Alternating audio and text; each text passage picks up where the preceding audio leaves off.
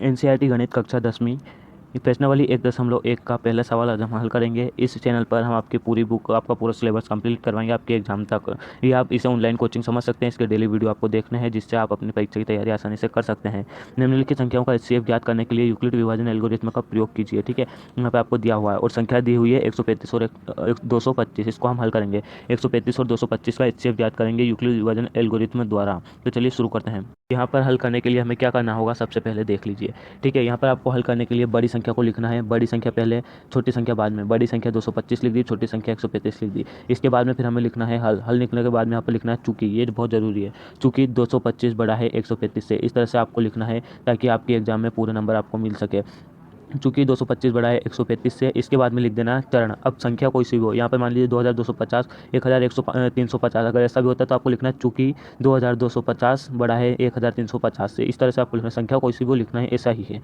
उसके बाद में आपको लिखना है चरण 1। ठीक है, चरण 1 एक्सरसाइज 1 यहाँ पर लिखना है। ठीक है, चरण 1 लिखने के बाद में आपको करना क्या है, यहाँ पर लिखना है सबसे पहले 225 बराबर 135 इंटू 1 प्लस 90।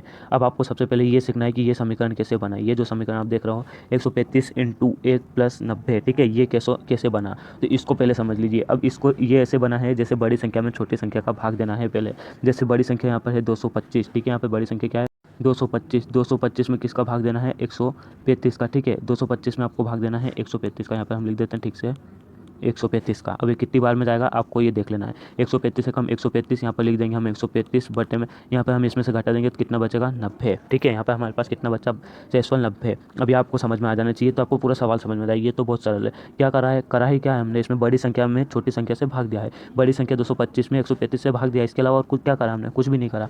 अब क्या करना है, जो बड़ी संख्या 225, अब अगर हम इसको लिखते हैं इस तरह से जैसे 135 इंटू 1 प्लस 90, तो कितना आएगा, इसको अगर हम करेंगे तो यहाँ पर 135 से कम 135, तो इसमें 90 जोड़ देंगे तो 225। अब बराबर की संख्या को या तो इधर लिख दो या फिर इधर लिख दो। बात एक ही है, या तो इस साइड लिखो या इस साइड लिखो। तो हमें इस साइड लिखनी है ना, ये देखिए इधर यहाँ पर हमने लिख दिया है इसको 225। सबसे पहले यहाँ पर लिख दिया है 225 बराबर, यहाँ पर भाग किस चीज़ का दिया है 135 का, इंटू में कितनी बार में आया तो एक बार में, शेषफल कितना बचा 90। बस इसी चीज़ का ध्यान रखना है और इस तरह से आपको लिख देना है। ठीक है, यहाँ पर लिख दिया, इतना हो गया। आई होप दोस्तों इतना आपको समझ में आ गया होगा आसानी से, कोई बड़ी बात नहीं है। करा क्या है हमने, 225 में 135 से भाग दिया है। यहाँ पर हमने 225 को ऐसा कैसा लिख लिया है, बराबर कर दिया है। भाग किसका दिया है 135 का, और यहाँ पर कितनी बार में गया एक बार में, शेषफल कितना बचा 90। ठीक है, इसके अलावा तो हमने और कुछ भी नहीं करा। अब यहाँ पर लिखना है आपको शेषफल बराबर नोट जीरो। यहाँ पर आप देख लीजिए शेषफल बराबर नोट जीरो। यहाँ पर शेषफल जीरो नहीं है, यहाँ पर शेषफल 90 है। ठीक है, शेषफल 90 है तो यही समीकरण और आगे बढ़ेगा। यदि यहाँ पर शेषफल जीरो होता तो ये समीकरण यही खत्म हो जाता, सवाल खत्म हो जाता, लेकिन यहाँ पर 90 है तो और आगे बढ़ेगा। अब आगे बढ़ेगा तो किस तरह से बढ़ेगा ये देखिए, ठीक इसी तरह से। अब हमें क्या करना है, वापस जैसे हमने 225 को यहाँ पे उतारा था, इसी प्रकार से हमें क्या करना है 135 को यहाँ पे उतारना है। सॉरी दोस्तों, यहाँ पर हमको 135 को यहाँ पे उतार लेना है। जैसे हमने अभी 225 को उतारा था, यहाँ पर हमने 135 को ऐसा कैसा लिख लिया है। ठीक है, 135 को लिखने के बाद में यहाँ पर अब हमारा क्या बच गया 90। ठीक है, जो शेषफल है उससे हमें भाग देना है। जैसे हम यहाँ पर लिख लेते हैं 135, अब वापस हमें 135 में 90 से भाग देना है। किससे, 90 से। कितनी बार में जाएगा, एक बार में। ठीक है, एक बार में जाएगा। यहाँ पर हमने 90 लिख दिया, यहाँ पर हम घटाएंगे तो कितना बचेगा, यहाँ पर बचेगा 45। ठीक है, कितना बचा 45। अब यहाँ पर 135 को ऐसा कैसा लिख दिया है, उसके बाद में भाग किसका दिया है 90 का, 90 ऐसा लिख दिया है। कितनी बार में गया है, एक बार में, तो एक ऐसा कैसा लिख दिया है। बचे कितना है 45, तो 45 लिख दिया। बहुत ही सरल है, समझ में नहीं आया वापस से समझाते हैं। ठीक है, यहाँ पर 135 जो आपका जिससे आपने भाग दिया था, ठीक है, अब जैसे इससे भाग दिया तो यहाँ पे आ गया है। अब हम 90 से भाग दिया तो अब 90 यहाँ पे आ जाएगा। ठीक है, समझ गए, 90 यहाँ पे आ जाएगा। फिर 90 में अगर हम मान लो 10 से भाग देंगे तो 10 फिर यहाँ पे लिखा जाए, फिर 10 में 5 से देंगे फिर वो 5 यहाँ पे लिखा जाए। इस तरह से यहाँ पे 100, पहले हमने 135 से भाग दिया था तो 135 यहाँ लिखा गया। ठीक है, फिर अब यहाँ पर 135 से भाग दिया, 135 यहाँ लिखा गया। अब 90 से भाग देंगे तो 90 यहाँ पे लिखा जाएगा। ठीक है, अब अगर उसमें और भी भाग देते हैं तो वो नीचे लिखा जाएगा इस तरह से। तो हमने 135 से भाग दिया, यहाँ पर हमने 135 यहाँ पे लिख लिया। फिर बराबर लिखना है, इसके बराबर में हमने भाग दिया तो किससे दिया भाग 90 से। क्यों, क्योंकि यहाँ पर शेषफल बचा था 90, तो यहाँ पर 90 से भाग दिया, बराबर 90 लिख दिया। फिर इंटू में कितनी बार में गया, यहाँ पर भाग एक बार में गया तो एक लिख दिया। इसके बाद में फिर शेषफल कितना बचा 45, ये 45 लिख दिया। आ गया ये वाला समीकरण समझ में। लेकिन दोस्तों अब यहाँ पर आप देख लीजिए, यहाँ पर शेषफल कितना बचा है, यहाँ पर 45 बचा है, तो यहाँ पर भी शेषफल जीरो नहीं है। इस तरह से लिखना है शेषफल बराबर नोट जीरो। यहाँ पर भी शेषफल जीरो नहीं है तो ये सवाल और आगे बढ़ेगा। यदि शेषफल जीरो आ जाता तो सवाल आगे नहीं बढ़ता। फिर हम आ जाते हैं आगे। अब आपको बताया अभी हमने यहाँ पर, ठीक है, पहले हमने 135 से भाग दिया था इसमें, तो 135 यहाँ उतार लिया। अब 90 यहाँ उतारेंगे, ठीक है, 90 को वापस ऐसा कैसा हो यहाँ पे उतार लेंगे। अब हमने 90 लिख लिया, ऐसा कैसा 90 लिख लिया। अब यहाँ पर हम वापस से 90 में भाग देंगे, लेकिन भाग किसका देंगे, शेषफल का, ठीक है। इससे पहले जो समीकरण था उसके शेषफल का। जैसे यहाँ पर 45 है तो 45 का हम भाग देंगे यहाँ पर, ठीक है। किस में देंगे, 90 में 45 का भाग देंगे। अब कितनी बार में जाएगा, 45 कम 45, 45 दूने 90, 2 बार में गया। यहाँ पर 90 ऐसा कैसा लिखा गया, 90 में से 90 घटाएंगे 0 बचेगा, ठीक है। तो अब हमें क्या प्राप्त होगा, शेषफल 0 प्राप्त होगा, ठीक है। क्या प्राप्त हुआ, शेषफल बराबर 0, अभी तक नहीं था, यहाँ पर निशान है, तो शेषफल बराबर 0 हो गया, तो सवाल हमारा यहीं खत्म हो जाएगा। अब हम सवाल को आगे नहीं बढ़ाएंगे, ठीक है। अब शेषफल हमारा इतना प्राप्त होगा, तो इसी तरह से आपको बिल्कुल नोट करना है, इसी तरह से लिखना है, ठीक है। यहाँ पर आप देख लीजिए। अब हमें यहाँ पर शेषफल 0 प्राप्त हो गया, तो हम लिखेंगे चूंकि शेषफल 0 प्राप्त हो गया, इस चरण का हो गया, और इस चरण का भाजक 45 है, मतलब भाग किससे देता, 45 से। इस चरण का भाजक 45 है, अतः 135 और 225 का HCF क्या होगा, 45 होगा। मतलब कि जो चरण लास्ट होता है और उसका जो भाजक होता है वही HCF होता है, ठीक है, वही HCF होता है। अब एक बार और समझोगे तो ही समझ में आएगा, नहीं तो आपको समझ में नहीं आएगा। शॉर्टकट में समझ लीजिए बिल्कुल आपको हमने क्या समझाया।